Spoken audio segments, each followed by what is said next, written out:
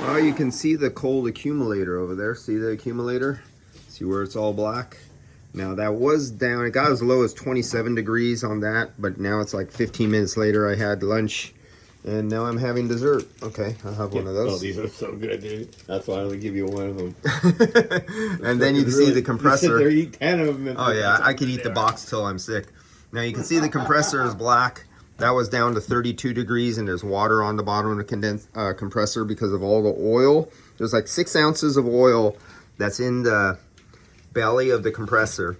And then there's the refrigerant in there. And when you recover it out, you lower the pressure and the refrigerant gets cold. And that's why only the compressor you see is black in this picture. And you see the accumulator is black because they were filled with refrigerant. And lowering the pressure, well, I was down to microns and we're boiling out some more, so I'm going to recover some more refrigerant. I'll be back to the on this one. But for it being under a negative vacuum, that's a tight compressor for being under vacuum. These A6s should not be that tight. And it's under a vacuum. There's no refrigerant in there. So it's literally under a vacuum. All right. Not that bad. No.